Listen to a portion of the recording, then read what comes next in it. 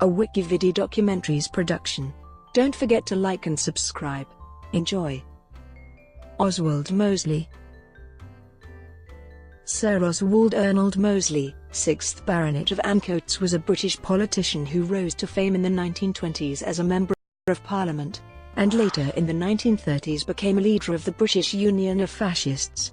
After military service during the First World War, Mosley was one of the youngest members of Parliament for Harrow from 1918 to 1924, first as a Tory, then an independent, before joining the Labour Party. He returned to Parliament as Labour MP for Smethwick by-election in 1926, and served as Chancellor of the Duchy of Lancaster in the Labour government of 1929-31. He was considered a potential Labour Prime Minister, but resigned due to discord with the government's unemployment policies. He then founded the New Party. He lost his seat at Smethwick in 1931. The New Party merged with the British Union of Fascists in 1932. Mosley was imprisoned in May 1940 and the Buff was banned. He was released in 1943, and, politically disgraced by his association with fascism, he moved abroad in 1951, spending most of the remainder of his life in Paris, France. He stood for Parliament twice in the post-war era, achieving very little support.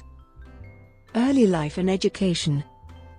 Mosley was born on the 16th of November 1896 at 47 Hill Street, Mayfair, Westminster. He was the eldest of the three sons of Sir Oswald Mosley, 5th Baronet, and Catherine Maud Edwards Heathcote, daughter of Captain Justinian H. Edwards Heathcote of Apedale Hall, Staffordshire. He had two younger brothers, Edward Heathcote Mosley, John Arthur Noel Mosley. The family traces its roots to Ernald de Mosley of Bushbury, Staffordshire in the time of King John in the 12th century. The family was prominent in Staffordshire and 3 baronetcies were created, 2 of which are now extinct. His 5-time great-grandfather John Parker Mosley, a Manchester hatter, was made a baronet in 1781. His branch of the Mosley family was the Anglo-Irish family at its most prosperous, landowners in Staffordshire seated at Rolleston Hall near Burton-upon-Trent. His father was a third cousin to the 14th Earl of Strathmore and Kinghorn, father of Lady Elizabeth Bowes-Lyon, who served alongside King George VI as Queen. After his parents separated, he was brought up by his mother, who went to live at Betton Hall near Market Drayton, and his paternal grandfather, Sir Oswald Mosley, 4th Baronet. Within the family, and among intimate friends, he was always called Tom. He lived for many years at his grandparents' stately home, Apedale Hall, and was educated at West Downs School and Winchester College. Mosley was a fencing champion in his school days, winning titles in both foil and sabre, and retained an enthusiasm for the sport throughout his life. Military service. In January 1914, he entered the Royal Military College, Sandhurst, but was expelled in June for a riotous act of retaliation against a fellow student. During the First World War he was commissioned into the 16th The Queen's Lancers and fought in France on the Western Front. He transferred to the Royal Flying Corps as an observer, but while demonstrating in front of his mother and sister he crashed, which left him with a permanent limp, as well as a reputation for being brave and somewhat reckless. He returned to the trenches before the injury was fully healed, and at the Battle of Loos he passed out at his post from pain. He spent the remainder of the war at desk jobs in the Ministry of Munitions and in the Foreign Office. Marriage to Lady Cynthia Curzon. On the 11th of May 1920, he married Lady Cynthia Simi Curzon, second daughter of the 1st Earl Curzon of Kedleston, Viceroy of India, 1899-1905, Foreign Secretary, 1919-1924, and Lord Curzon's first wife, the U.S. mercantile heiress, the former Mary Victoria Leiter. Lord Curzon had to be persuaded that Mosley was a suitable husband, as he suspected Mosley was largely motivated by social advancement in Conservative Party politics and her inheritance. The 1920 wedding took place in the Chapel Royal in St James's Palace in London, arguably the social event of the year. The hundreds of guests included European royalty such as King George V and Queen Mary, and the Duke of Brabant and his wife, Astrid of Sweden, Duchess of Brabant. During this marriage he began an extended affair with his wife's younger sister Lady Alexandra Metcalfe, and, with their stepmother, Grace Curzon, Marchioness Curzon of Kedleston, the American-born second wife and widow of Lord Curzon of Kedleston. He succeeded to the baronetcy of Ancoats upon his father's death in 1928, which entitles the current holder to the prefix style Saw. India and Gandhi. Among his many travels, Mosley travelled to India accompanied by Lady Cynthia in the winter of 1924.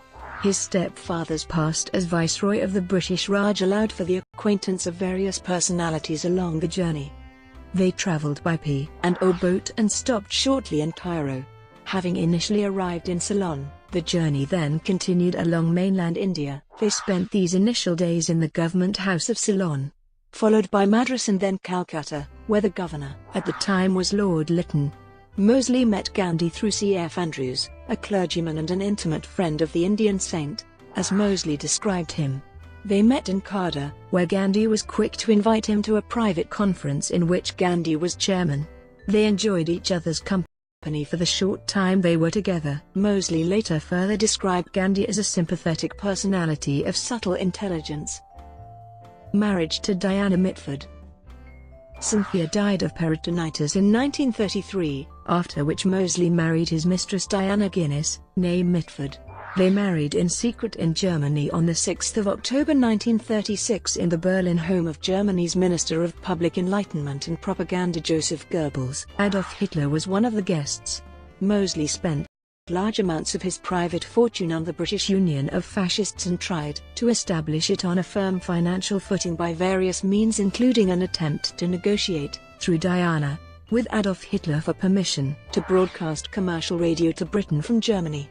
Mosley reportedly struck a deal in 1937 with Francis Beaumont, heir to the seigneurage of Sark, to set up a privately owned radio station on Sark. Member of Parliament.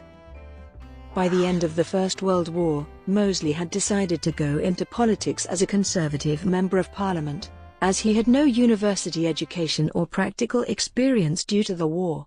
He was 21 years old and had not fully developed his own political views. He was driven by, and in Parliament spoke of, a passionate conviction to avoid any future war, and this seemingly motivated his career. Largely because of his family background and war service, local Conservative and Labour associations preferred Mosley in several constituencies. A vacancy near the family estate seemed to be the best prospect. However, he was unexpectedly selected for Harrow first. In the general election of 1918 he faced no serious opposition and was elected easily. He was the youngest member of the House of Commons to take his seat, though Joseph Sweeney, an abstentionist Sinn Féin member, was younger. He soon distinguished himself as an orator and political player, one marked by extreme self-confidence, and he made a point of speaking in the House of Commons without notes. Crossing the floor. Mosley was at this time falling out with the Conservatives over Irish policy. Eventually he crossed the floor, to sit as an independent member on the opposition side of the House of Commons. Having built up a following in his constituency, he retained it against a Conservative challenge in the 1922 and 1923 general elections. The liberal Westminster Gazette wrote that Mosley was, by 1924 he was growing increasingly attracted to the Labour Party, which had just formed a government, and in March he joined it. He immediately joined the Independent Labour Party as well and allied himself with the left. When the government fell in October, Mosley had to choose a new seat, as he believed that Harrow would not re-elect him as a Labour candidate. He therefore decided to oppose Neville Chamberlain in Birmingham Ladywood. Mosley campaigned aggressively in Ladywood, and accused Chamberlain of being a landlord's hireling. The outraged Chamberlain demanded that Mosley retract the claim. As a gentleman, Mosley, whom Stanley Baldwin described as a cad and a wrong un, refused to retract the allegation. It took several recounts before Chamberlain was declared the winner by 77 votes, and Mosley blamed poor weather for the result. His period outside Parliament was used to develop a new economic policy for the ILP, which eventually became known as the Birmingham Proposals. They continued to form the basis of Mosley's economics until the end of his political career. In 1926, the Labour-held seat of Smethwick fell vacant, and Mosley returned to Parliament after winning the resulting by-election on the 21st of December. Mosley felt the campaign was dominated by conservative attacks on him for being too rich, including claims that he was covering up his wealth. Mosley and his wife Cynthia were committed Fabians in the 1920s and at the start of the 1930s. Mosley appears in a list of names of Fabians from Fabian News and the Fabian Society Annual Report 1929-31. He was Kingsway Hall Lecturer in 1924 and Livingston Hall Lecturer in 1931. Office. Mosley then made a bold bid for political advancement within the Labour Party. He was close to Ramsay MacDonald and hoped for one of the great offices of state, but when Labour won the 1929 general election he was appointed only to the post of Chancellor of the Duchy of Lancaster, a position without portfolio and outside the cabinet. He was given responsibility for solving the unemployment problem, but found that his radical proposals were blocked either by his superior James Henry Thomas or by the cabinet. Mosley was always impatient and eventually put forward a whole scheme in the Mosley Memorandum, which called for high tariffs to protect British industries from international finance, for state nationalisation of main industries, and for a programme of public works to solve unemployment. However, it was rejected by the cabinet, and in May 1930 Mosley resigned from his ministerial position.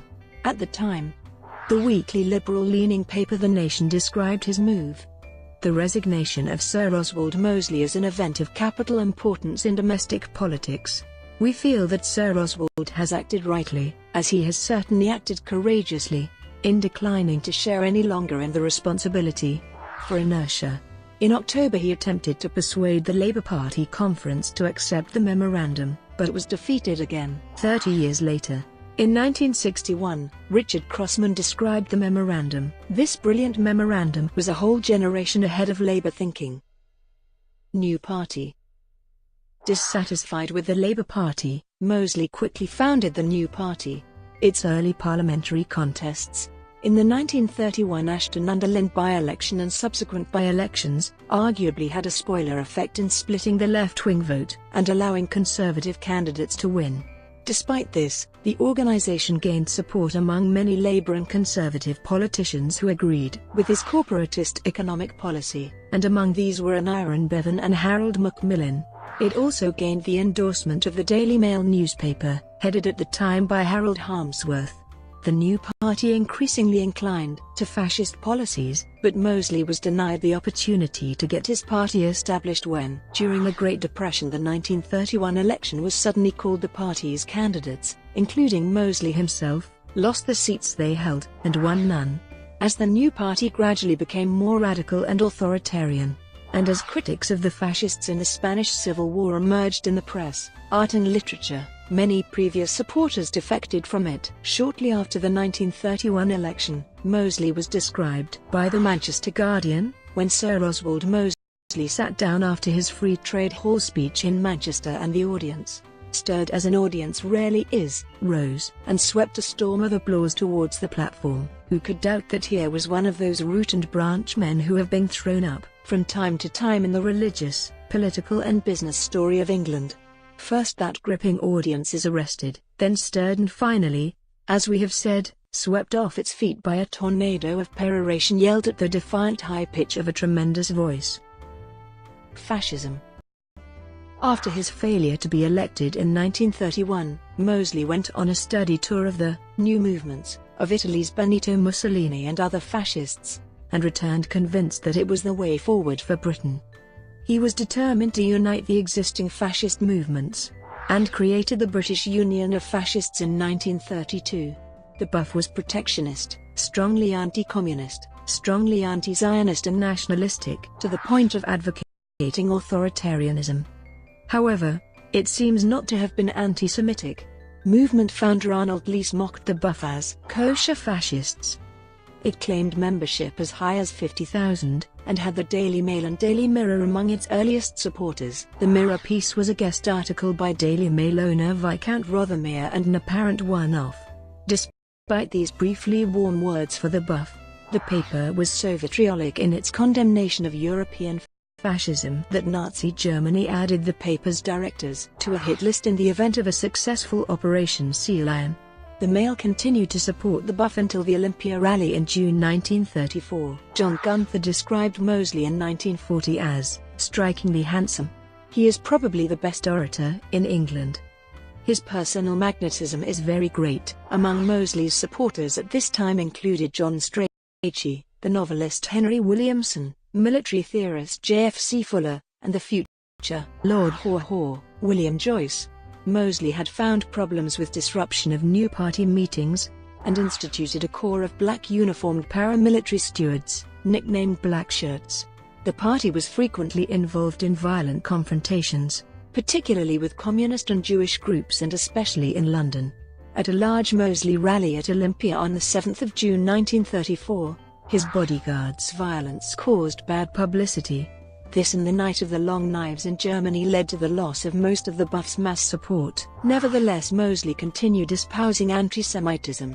At one of his new party meetings in Leicester in April 1935, he stated, "For the first time I openly and publicly challenge the Jewish interests of this country, commanding commerce, commanding the press, commanding the cinema, dominating the city of London, killing industry with their sweatshops.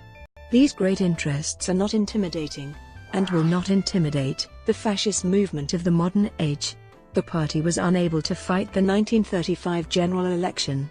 In October 1936, Mosley and the Buff attempted to march through an area with a high proportion of Jewish residents, and violence resulted between local and nationally organized protesters trying to block the march and police trying to force it through, since called the Battle of Cable Street.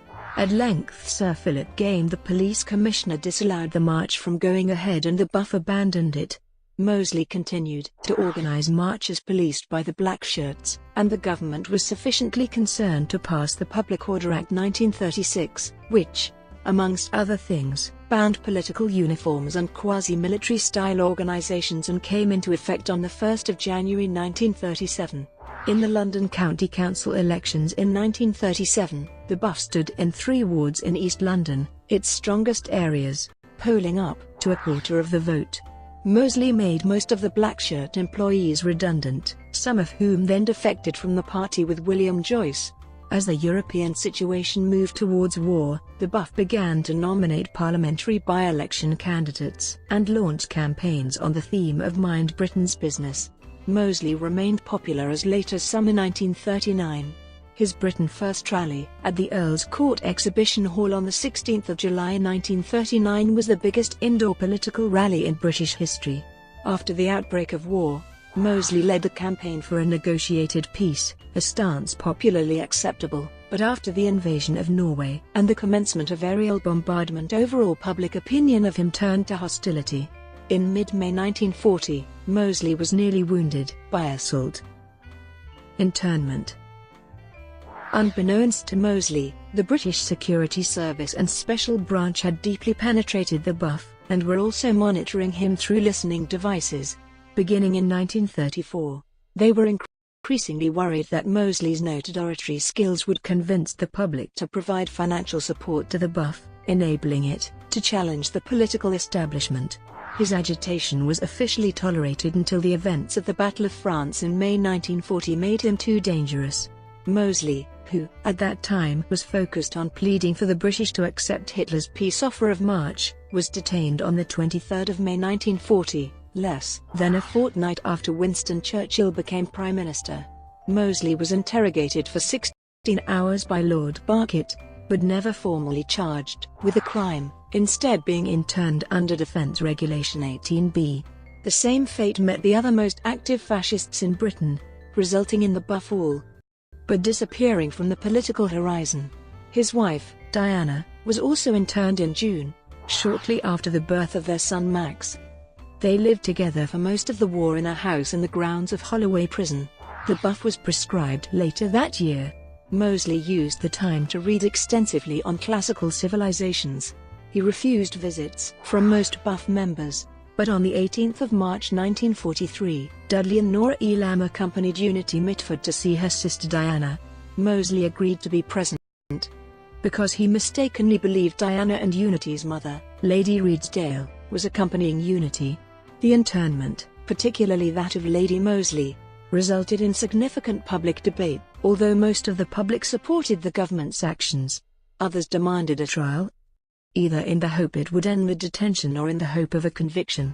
In November 1943, Home Secretary Herbert Morrison ordered the release of the Mosleys, angering much of the public. After a fierce debate in the House of Commons, Morrison's action was upheld by a vote of 327-26. Mosley, who was suffering with phlebitis, spent the rest of the war under house arrest. On his release from prison, he first stayed with his sister-in-law Pamela Mitford, followed shortly by a stay at the Shaven Crown Hotel in Shipton under Wedgwood. He then purchased Crux Easton House, near Newbury, with Diana. He and his wife remained the subject of much media attention. The war ended what remained of Mosley's political reputation. Brought to you by Wikividi Documentaries. Would you like to know more?